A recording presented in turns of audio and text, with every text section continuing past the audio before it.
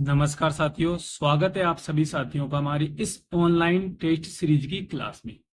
साथियों, इस क्लास में हर एक सवाल मोस्ट इंपॉर्टेंट लिया है जो आपकी परीक्षा में आ सकती है, तो आप हर एक सवाल को अच्छी तरीके से याद कर लीजिए। तो आपका पहला सवाल स्क्रीन पर आपके सामने आ चुका है। अगर आपको इस सवाल का उत्तर आता है तो आप जरूर बताइएगा, और अगर नहीं आता तो आप अच्छी तरीके से याद कर लीजिए। हमारा पहला सवाल है, शुक्राणु अस्थायी रूप से खाली जगह में रखे जाते हैं, यानी जो अस्थायी शुक्राणु होते हैं क्या अधिवेशन में होते हैं, शुक्रवाहिका में होते हैं, मूत्राशय में होते हैं, या बास एपरेंस में होते हैं। तो इस सवाल का अगर आपने सही जवाब लगाया है अधिवेशन ए ऑप्शन, तो आप बिल्कुल सही है।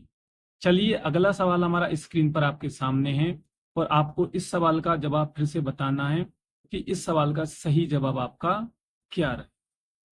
तो चलिए बताइए, वृषण द्वारा किस हार्मोन्स का स्त्राव होता है? टेस्टोस्टेरोन, प्रोजेस्टेरोन, टीएसएच या इंसुलिन? तो अगर आपने ए ऑप्शन टेस्टोस्टेरोन लगाया है तो आप बिल्कुल सही है। चलिए देखते हैं हम अगले सवाल को। तो आपका अगला सवाल हमारे स्क्रीन पर है। अब आपको यहाँ पे इस सवाल का सही जवाब बताना है और आपको लगाना है कि कौन सा जवाब आपका सही रहेगा। मनुष्य की गर्भावधि लगभग किस जानवर के समान होती है? यानी जो मनुष्य जन्म लेता है तो जो 9 महीने पेट में भ्रूण बढ़ता है, पूरा विकसित होता है, तो किस जानवर का इस हमारा जो गर्भावधि का समय होता है उस जानवर के समान है? गाय, भैंस, खरगोश या घोड़ा? तो इस सवाल का जवाब अगर आपने ए ऑप्शन गाय लगाया है तो आप बिल्कुल सही है। और अब हम देखेंगे अगले सवाल को। अगला सवाल हमारा आपके सामने स्क्रीन पर आ गया है, देखिए। तो हमारा अगला सवाल है, क्रांतिकारी विजय सिंह पथिक और गोपाल सिंह खरवा को अंग्रेजों ने किस दुर्ग में कैद कर रखा था? अब आप बताइए भाई, आपको यहाँ पे बताना है क्या सिवाना में, या टोडगढ़ दुर्ग में, या मालकोट दुर्ग में, या नारगढ़ दुर्ग में? आपको बताना है कि जो विजय सिंह है और गोपाल सिंह को अंग्रेजों ने कैद किया था वो दुर्ग कौन सा था? तो इस सवाल का आपका जो जवाब रहेगा टोडगढ़, बिल्कुल आपका सही जवाब आपने अगर लगाया है तो आप बिल्कुल सही हैं। चलिए देखते हैं हम अब अगले सवाल को। अगला सवाल आपके सामने स्क्रीन पर आ गया है, मैं इसे जूम कर देता हूं और आप देख पा रहे होंगे। तो आपको इस सवाल का जवाब बताना है कि जो औरंगजेब है उसके बड़े भाई दारा शिकोह को किस दुर्ग में कैद करके रखा गया था? यानी जो औरंगजेब था उसने जो अपने भाई को कैद किया था दारा शिकोह को, क्या तारागढ़ दुर्ग में, बाला किला में, कांकड़वाड़ी किला में, या शेरगढ़ किला? आपको इस सवाल का सही जवाब आपको बताना। तो अगर आपने कांकड़वाड़ी दुर्ग ये किला बताया है तो आप बिल्कुल सही थे। चलिए अब अगला सवाल हम देखेंगे। आपके सामने अगला सवाल आ चुका है, इसको थोड़ा मैं जूम कर देता हूं ताकि आपको बिल्कुल साफ साफ ये दिखाई दे। और आप अगर देख पा रहे होंगे तो यहाँ ये सवाल है बयाना दुर्ग से।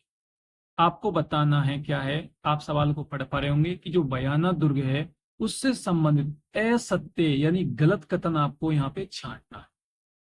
इसका निर्माण 10वीं सदी में विजयपाल द्वारा किया गया था। बिल्कुल ये सही बात है, ये तो किया गया था, परंतु हमें असत्य छांटना है।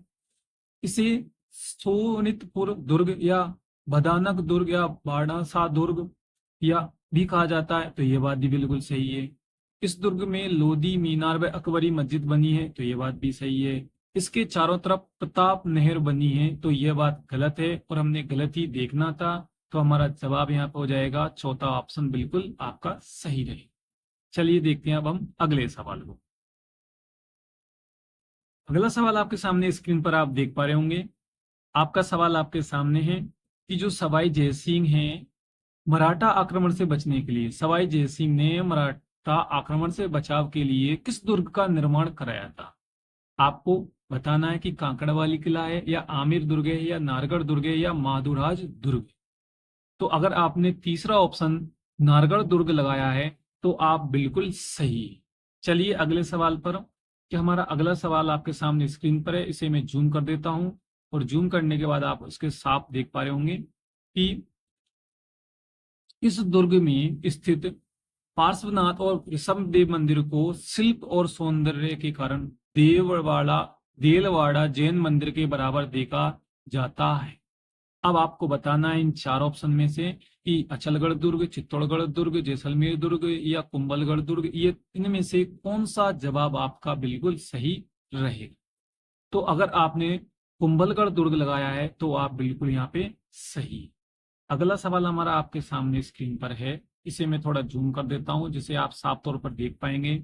अगर आपको ये टेस्ट देने हैं ऑनलाइन तो मैंने टेलीग्राम का लिंक दिया है, बिल्कुल फ्री टेस्ट सीरीज है, आप दीजिए। और अगर आपको कोई सवाल यहाँ पे गलत लगे तो आप मुझे कमेंट करके जरूर बताइएगा।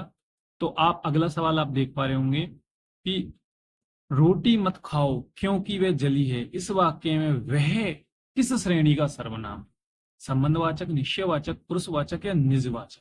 आपको इन चार में से एक सवाल को एक ऑप्शन सही लगाना है। इस सवाल का कौन सा ऑप्शन सही रहेगा, तो वो रहेगा आपका निश्चयवाचक। यहाँ पे इस रोटी के बारे में बताया जा रहा है, इसलिए निश्चयवाचक ऑप्शन 2 आपका बिल्कुल सही जवाब। चलिए अगले सवाल पर। अगला सवाल आपके सामने स्क्रीन पर आ चुका है, तो आप इसके लिए बताइए कि तुम जिसे चाहो उसे बुलाओ। इस वाक्य में भाई सही जवाब आपको बताना है कि इसमें सर्वनाम कौन कौन से हैं। तो अगर आपने लगाया है यहाँ पे ऑप्शन नंबर कौन सा वाला, दूसरा वाला, संबंधवाचक और मध्यम पुरुषवाचक, तो आप बिल्कुल सही थे।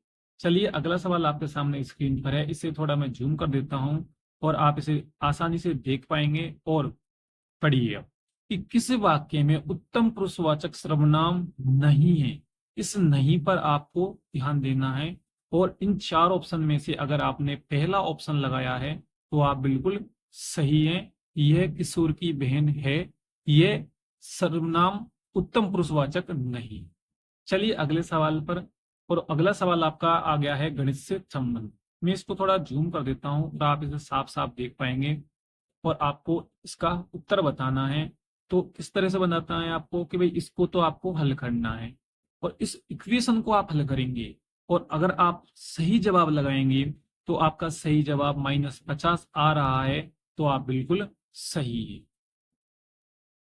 और अगर आपको लग रहा है कि इसे मैं सोल्व करके बताऊं कि ये -50 कैसे आ रहा है, तो देखिए आप सभी को पता है कि सबसे पहले करना क्या होता है, मैं कोष्टक वाला। तो यहाँ पे कोष्टक वाला हल करेंगे तो 10 और ये 5 कितना हो रहा है आपका 15 हो रहा है। प्लस आपको फिर करना, प्लस नहीं है यहाँ पे गुणा का चिन्ह है। किसका चिन्ह है ये, गुणा का चिन्ह आपको लगा देना है। और यहाँ पे आ रहा है आपका 50, फिर माइनस का चिन्ह है। और उसके बाद इसमें अंदर हल करेंगे तो 25 में से 5 गया तो 20 गुणा आपका आ रहा है 40। अब आप देखिए, आप 15 को 50 से गुणा करेंगे तो आपका आ जाएगा 15 पंजे 75, 750 माइनस, और 20 को आप 40 से गुणा करेंगे तो आपका आ जाएगा 800। और 750 प्लस के हैं, 800 माइनस के हैं, तो आप सिंपल देखिए आपका उत्तर आ गया है 25। छोटा सा था इसलिए मैंने ऐसे ही आपको यहाँ पे करके ये बता दिया है। चलिए हम बात करते हैं अब अगले सवाल की। अगला सवाल आपके सामने स्क्रीन पर आ चुका है, थोड़ा मैं इसको जूम कर देता हूं और आप इसे जूम करके देख पाएंगे। ये आपका स्क्रीन पर आ चुका है। इसे देखिए कि किसी संख्या में के तिगुने और 11 का योग 32 है तो वह संख्या क्या है। तो आपको इस सवाल का सही जवाब लगाना है, 7 यहाँ पे बिल्कुल सही जवाब हो जाएगा। ठीक है, चलिए अगले सवाल पर हम चर्चा करेंगे अब। तो अगला सवाल स्क्रीन पर आपके सामने मैं लाता हूं। देखिए आप देख पा रहे होंगे अगला सवाल आपके सामने स्क्रीन पर है कि किस विकल्प में सर्वनाम से बनी भाववाचक संज्ञा है। इंपॉर्टेंट सवाल है। तो आप यहाँ पर अगर ममता लगा रहे हैं तो आप बिल्कुल यहाँ पे सही है। ये जो ममता है ये भाववाचक संज्ञा है। अगला सवाल आपका स्क्रीन पर आपके सामने है और आप इसे देखिए आराम से और इसका हल निकालिए। तो तो इस सवाल का सही जवाब आपको बताना है कि किस विकल्प में सभी शब्द धातु से बनी हुई भाववाचक संज्ञा है। तो यह है आपके सामने और इस सवाल का आपको सही जवाब देना है। तो ये सवाल मैं आपके लिए छोड़ता हूं, आप कमेंट बॉक्स में बताइए कि इस सवाल का सही जवाब क्या रहे। और अगला मिलते हैं अगली वीडियो में। अगर आपको इस तरह के ऑनलाइन टेस्ट बिल्कुल फ्री देने हैं तो टेलीग्राम लिंक दिया है, बिल्कुल फ्री है, आप दीजिए। चलिए मिलते हैं अगली वीडियो में। धन्यवाद।